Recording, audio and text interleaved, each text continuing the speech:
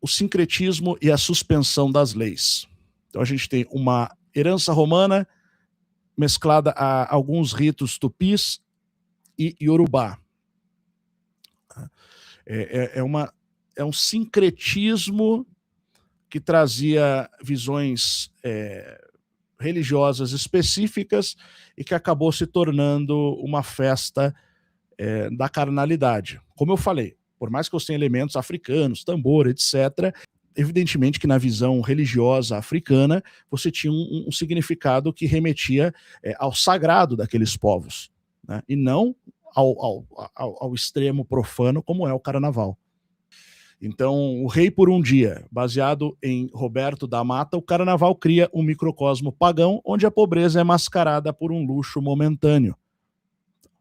E é exatamente o que acontece. A pessoa que vai lá pular o carnaval, né, ou comprar um desfile, e é muito comum isso, as pessoas vivem em condições muito ruins, né, às vezes nas comunidades, no Brasil, espalhadas, e no carnaval é gasto uma dinheirama para fazer um mega desfile onde todo mundo vai se vestir como um rei, cheio de brilho, cheio de ouro e tal, enfim, e vão desfilar ali para homenagear aquilo que uma escola específica de samba resolveu escolher como tema. Então, tem um aspecto cultural, isso é inegável, né? Mas a crítica antropológica, sociológica, ela é válida. Então, você tem ali uma pobreza que é mascarada por um luxo momentâneo. Basicamente, eles vão entender que é isso que a gente deve almejar e buscar, e vão tentar fazer isso, né? Aqui no Brasil, o povo mesmo vai fazer essa releitura e vai tentar viver isso por 2 ou 3 dias ali, os 5 dias. Aqui está aqui o nome do ser, né? A influência dos rituais associados ao guardião das encruzilhadas, das rodas de samba e a conexão com a ancestralidade. Tá? Esse ser, especificamente, quando você fala de encruzilhada, você tem que entender o que isso significa. Tá? O pessoal entende que é um cruzamento de 2 ruas, ou um caminho que se abre. Na verdade, é basicamente assim, quando uma encruzilhada é colocada na vida de uma pessoa, é aquele momento que a pessoa decide para onde ela vai. Se você vai seguir reto, ou se você vai se desviar. Esse é o ponto da encruzilhada. A encruzilhada é colocada na vida de uma pessoa para tirar ela do seu caminho, ou para colocar ela num outro caminho. É o momento de decisão, é isso que significa. Tá? Então, as pessoas não entendem muitas vezes isso. É porque acha que é porque o pessoal faz um trabalho lá numa esquina, ou num cruzamento. Isso é simbólico, porque são caminhos se cruzando. Então, basicamente é isso. Quando um cara, por exemplo, vou dar um exemplo, uma pessoa ali que vive corretamente e tal, e é colocada uma outra pessoa na vida daquele, cruza o caminho dele, às vezes pode ser um pai de família ali e tal, e é colocada uma mulher que é vinculada a essas ideias, a essas crenças no caminho, e ele vai para ele se sentir tentado. E espiritualmente há uma ação para fazer o cara ir para o outro lado. Também na questão dos vícios, na questão da pessoa cair num vício antigo, da pessoa cair no jogo, uma série de coisas. Isso é a encruzilhada, esse é o demônio da encruzilhada. É isso que ele faz. Diferente do tranca-live, que vem aqui para atrapalhar a nossa live, né? Ou tranca-caminhos também, existe também. Então, você sabe o nome, não quero... Eu estou até evitando citar. Esse aqui eu citei só na força da indignação mesmo, né?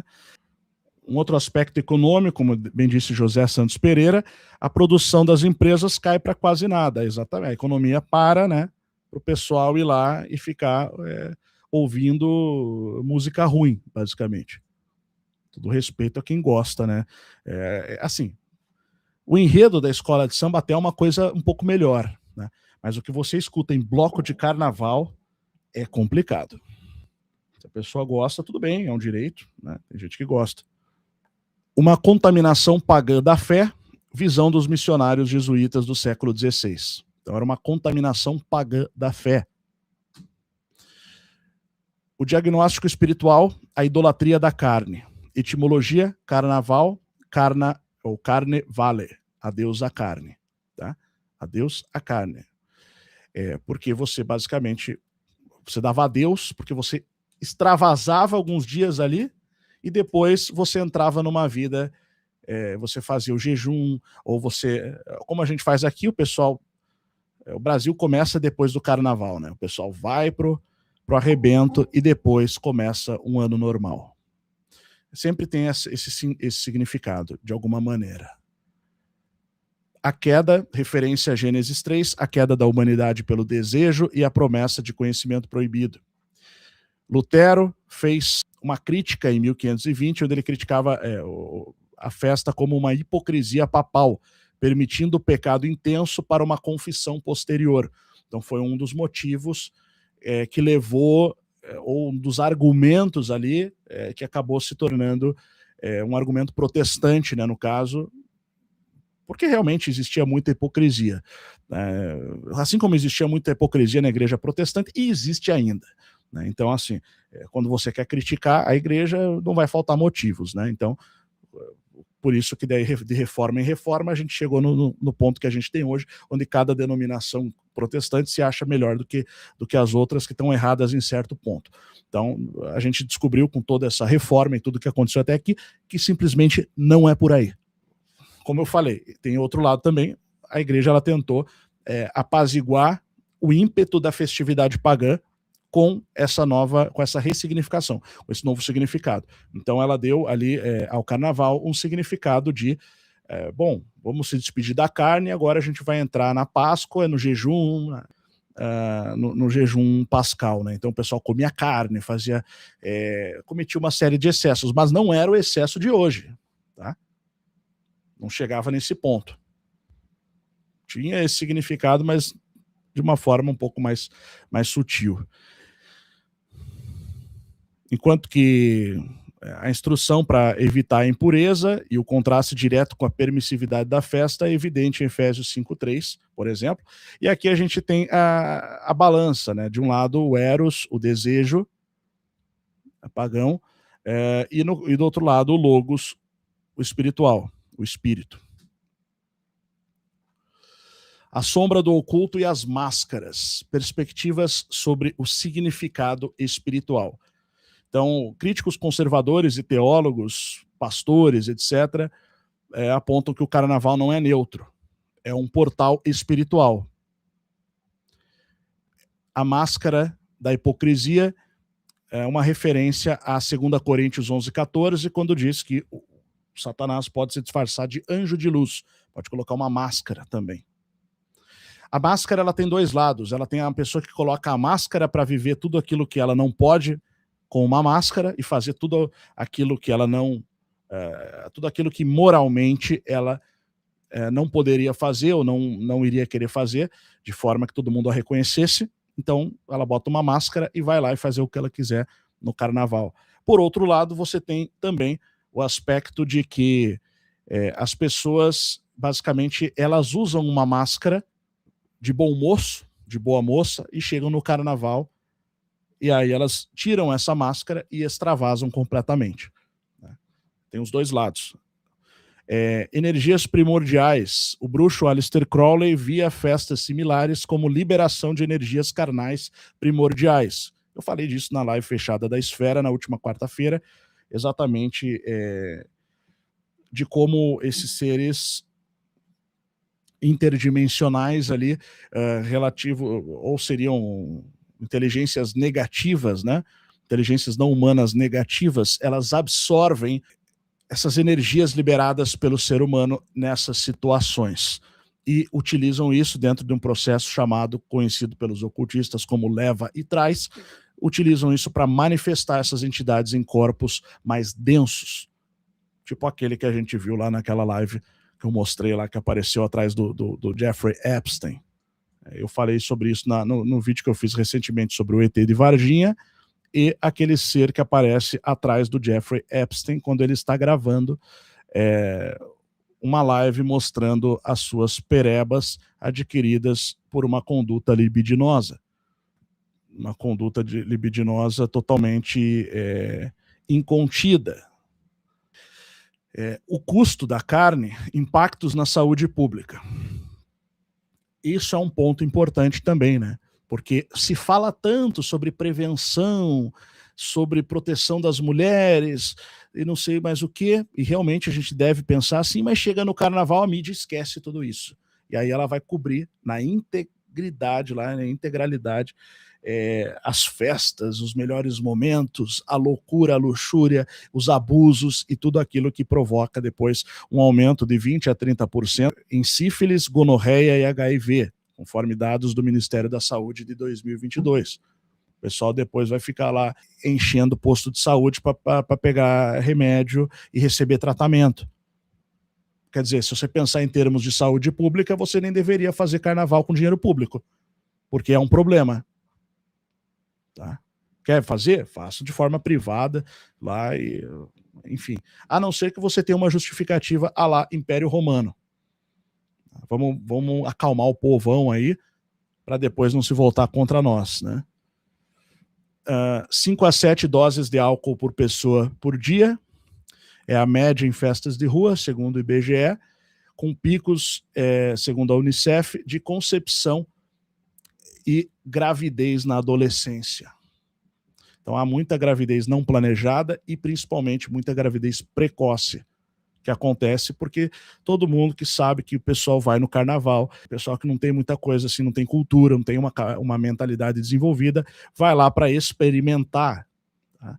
Vai lá para ver fazer coisas que não faria normalmente, deixa para liberar geral lá nesses momentos. E o ambiente espiritual, astral, já favorece isso também. A idolatria ao corpo, que é muito comum nesse contexto, né? A Globeleza que o diga, paradoxalmente, ele acaba promovendo a degradação do próprio corpo, com esses problemas aqui que a gente está vendo. O colapso da ordem na violência e na segurança, há uma suspensão das leis, de forma prática e simbólica, frequentemente se traduzindo em impunidade real. Né? As pessoas não vão sair sem camisa, jogando cachaça para tudo que é lado, cometendo ali uma série de coisas que entraria em assédio, uma série de coisas que nesse dia o pessoal tapa os olhos e deixa fazer. Se você não quer, você não vai. Mas se você tá lá, basicamente, é quase como aquele filme, tem um filme que eles liberam um dia do ano para você sair matando quem você quiser, né? Tem um filme que mostra que tem isso. E é mais ou menos isso, só que de uma forma não tão intensa, um pouco menos, né? Em vez de matar, só libera geral ali. Há um aumento de 40% em agressões sexuais, tá, no carnaval, 50% de aumento em acidentes de trânsito, são dados oficiais, estatísticos, aqui estão as fontes, e um aumento de 25% em homicídios e brigas violentas. Zygmunt Bauman, ele argumenta que o carnaval acelera a liquidez moral, onde responsabilidades sólidas se dissolvem no prazer momentâneo. Então, aquilo que você cultiva como uma responsabilidade sólida, cívica, social, moral, etc., nesse dia, a gente finge que não existe. Então, a gente está falando aqui de uma libertação ou de uma alienação? Será que é um libera geral ou será que isso só aliena? A tese, Bakhtin, o riso, extravagância, extravasar, vê o carnaval como libertação, um momento democrático de renovação e subversão das hierarquias. Enquanto que a antítese, em Humberto Eco e Darcy Ribeiro, a gente vai ter uma válvula que mascara a opressão real. O povo brinca de rei para continuar escravo.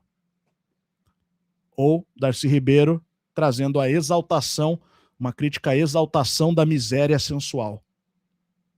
A festa perpetua a desigualdade ao oferecer circo em vez de pão. Exaltação da miséria sensual. Sérgio Porto já é mais objetivo com a festa dos tolos, que aliena a população dos problemas reais. O cara literalmente esquece dos problemas, carnavalzão, né? E bora, não tem nada para pensar, que importa é só o agora e nunca mais. A erosão da alma coletiva.